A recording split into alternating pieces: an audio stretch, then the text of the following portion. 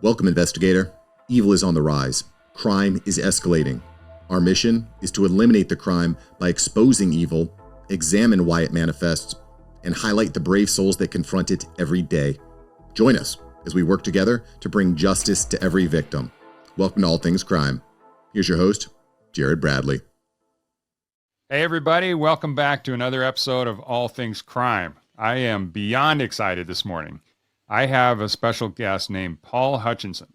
And Paul is the executive producer behind the smash movie Sound of Freedom. And if you haven't had a chance to go see Sound of Freedom, you absolutely need to go see it. This movie is about, it's absolute. Well, if you don't know about it, then you've been living in a rock, to be honest. And it's one of those movies that it came in a kind of a weird, just non-traditional way to reach the theaters. And I'm going to have Paul explain that, of course, but most importantly is the mission behind the movie. And I really invited Paul on here to talk about child sex trafficking and just the blight on the entire world that entire industry is. $150 billion industry.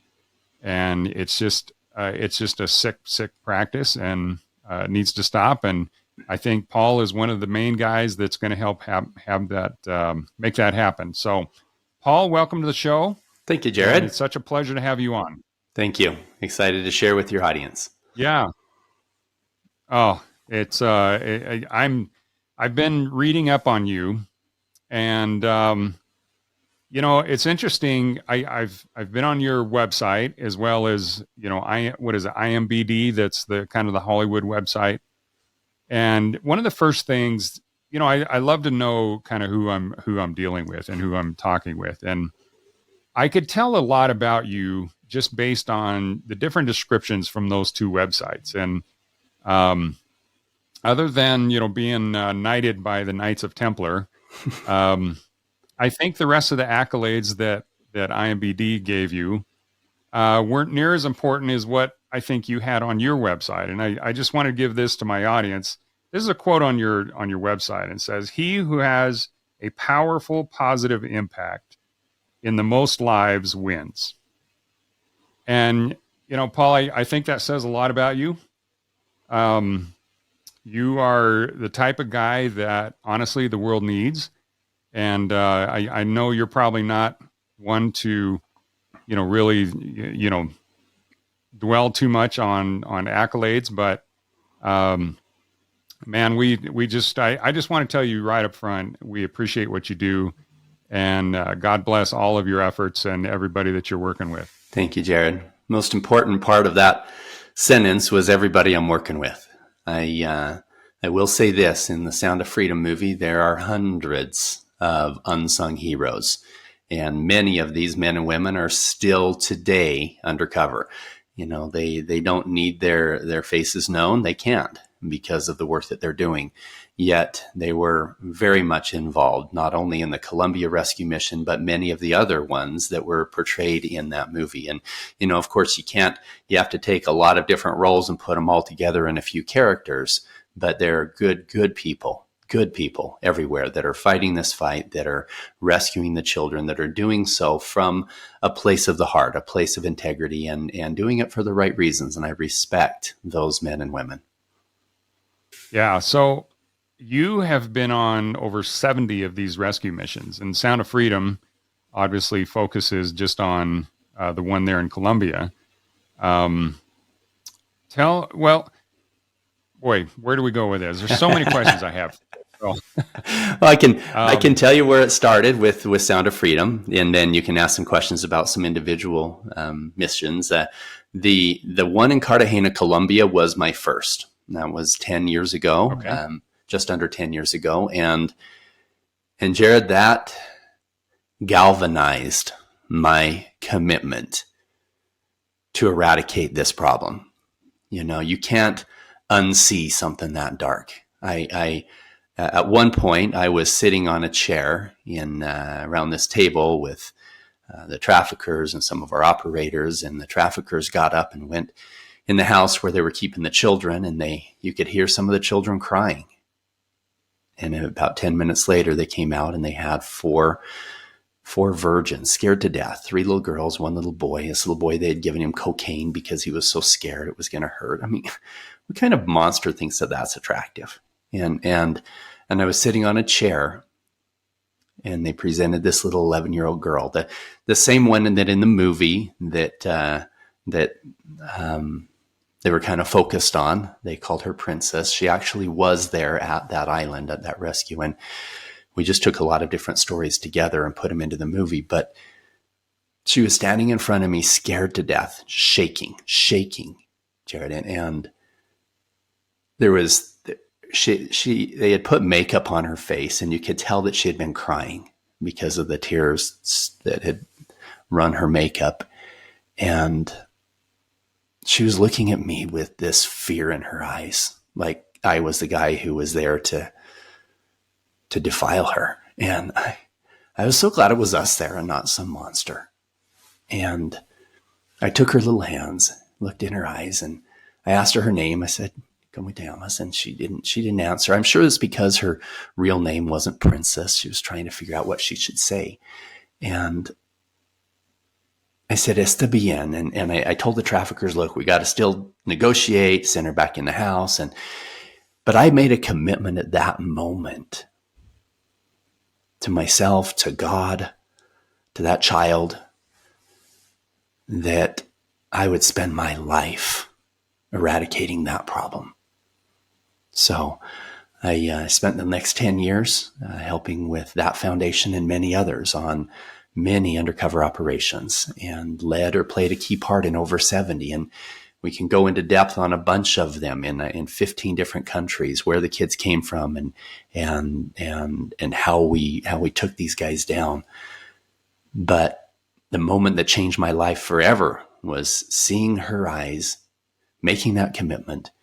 And then half an hour later, after the agents came and stormed the party, and the Child Protective Services people came in the house with the children, and they started laughing and singing with the children. And that sound of freedom was the most beautiful sound that I ever heard.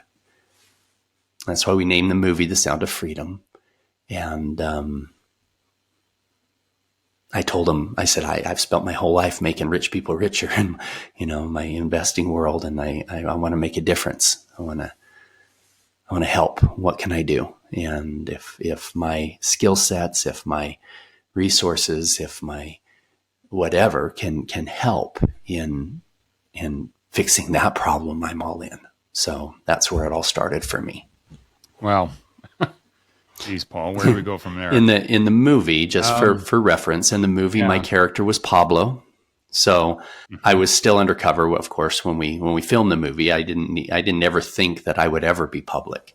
And so we didn't name him Paul Hutchinson. We actually found a Latin actor. It's the same one who's the producer of the film, Eduardo Verástegui, plays the Pablo, the investment manager who quits his job to go help in this plight of rescuing the kids. And for the next year and a half, they had me continue to play that role. I wasn't Paul Hutchinson. I was Paul Stone.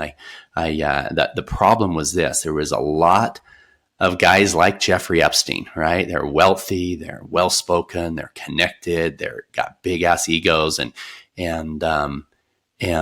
the sting operation in multiple countries for the next year plus was to have the operators go deep cover, find these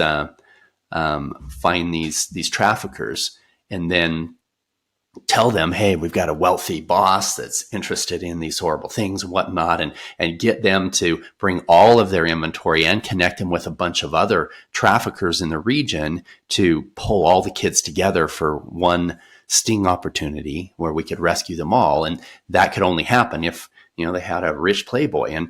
And Jared, I was kind of who I was a rich playboy. I mean, I had built a big company. I had a basketball court in my basement. I had huge parties and nice cars, and I never did anything immoral or illegal, but I definitely had that image that they were looking to promote, and it worked very, very well.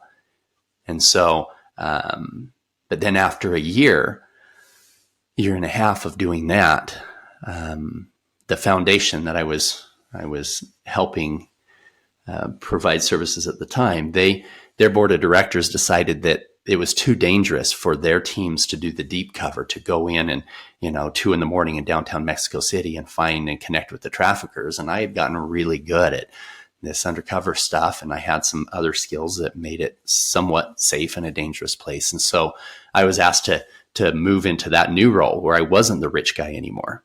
I was a guy working for a rich guy, and where I was guys in one place in Haiti, I was asked to go in posing as a doctor.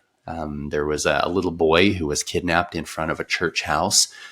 His father was serving as a bishop in Haiti, and they had some other leads that they believed he was in this region, and there was a whole bunch of other trafficked victims that were in this area. So anyway, I was asked to change roles, and that's where it got really interesting. Me being able to be face to face with the most evil part of humanity, people selling 8, 9, 10-year-old children, and convincing them to bring their children to a certain place, or geotagging the location that they were keeping them. It was eye-opening, to say the least. And in fact, if your audience has ever watched the documentary Operation Toussaint was about the rescue that we did in Haiti.